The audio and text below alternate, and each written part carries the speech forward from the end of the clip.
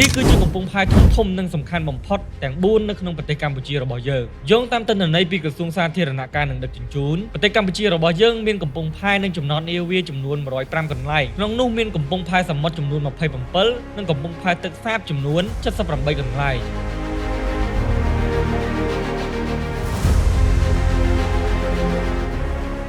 ហើយប្រសិនជាយើងផ្ដោតទៅលើកំពង់ផែពាណិជ្ជកម្មនិងកំពង់ផែអន្តរជាតិធំគឺយើងមានកំពង់ផែធំចំនួន4ដែលជាសរសៃឈាមសេដ្ឋកិច្ចរបស់ជាតិហើយកំពង់ផែទាំងអស់នោះមានដូចជាទី1កំពង់ផែស្វយ័តក្រុងព្រះសីហនុជាកំពង់ផែសមុទ្រទឹកជ្រៅអន្តរជាតិធំជាងគេនិងជាកំពង់ផែទឹកជ្រៅតែមួយគត់របស់ប្រទេសកម្ពុជាកំពង់ផែនេះមានចំណតដែលអាចឲ្យនាវាចូលចតក្នុងពេលតែមួយបានពី8ទៅ10គ្រឿងក្នុងពេលតែមួយហើយបច្ចុប្បន្នវាអាចទទួលនាវាដែលមានទម្ងន់ចាប់ពី10000រហូតដល់30000តោនឲ្យចូលចតបានតាមរយៈគម្រោងសាងសង់ចំណតផែទឹកជ្រៅថ្មីកំពង់ផែនេះអាចនឹងទទួលនាវាខ្នាតយក្សដែលមានចំណុះចាប់ពី60000ទៅ100,000តោននៅពេលខាងមុខដ៏ខ្លីទី2កំពង់ផែស្វយ័តក្រុងភ្នំពេញវាមានទីតាំងនៅរាជធានីភ្នំពេញនិងចំណតកុងតឺន័រថ្មីក្នុងស្រុកគៀនស្វាយខេត្តកណ្ដាលដែលគេតែងតែហៅឈ្មោះថា LM17 វាជាប្រភេទកំពង់ផែទន្លេសាបនិងទន្លេមេគង្គច្រកអន្តរជាតិវាអាចអនុញ្ញាតឲ្យនាវាចូលចតពី2ទៅ4គ្រឿងក្នុងពេលតែមួយបានវាអាចទទួលនាវាទន្លេសមុទ្រដែលមានទម្ងន់ចន្លោះចាប់ពី2000ទៅ5000តោនអាស្រ័យទៅលើរដូវកាលនៃកម្ពស់របស់ទឹកទន្លេមេគង្គ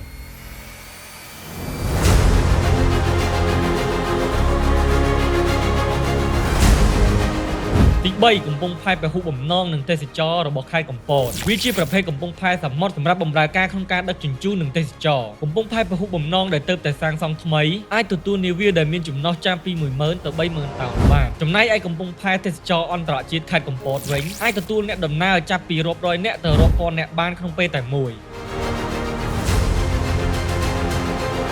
ទី4កំពង់ផែខេត្តកោះកុងវាមានទីតាំងស្ថិតនៅកំពង់ផែខេត្តនិងកំពង់ផែតារាសាគរដែលជាប្រភេទកំពង់ផែដឹកទំនិញនិងទេសចរកំពង់ផែអភិវឌ្ឍនៅតំបន់តារាសាគរនិងគម្រោងថ្មីត្រូវបានរចនាឡើងដើម្បីទទួលនាវាដឹកទំនិញនិងនាវាទេសចរខ្នាតធំ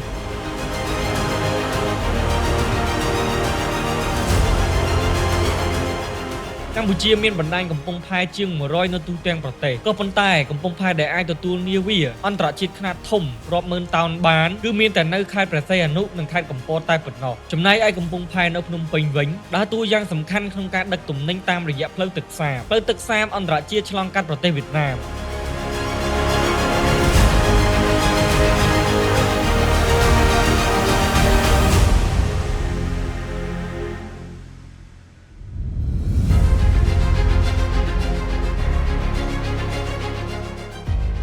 ហើយបើសិនជាគម្រោងព្រែកជីកហ្វូណនតេជោរបស់យើងបញ្ចប់ការសាងសង់ហើយយើងក៏មិនបាច់អាស្រ័យឆ្លងកាត់កំពង់ផែទឹកសាបរបស់វៀតណាមទៀតដែរ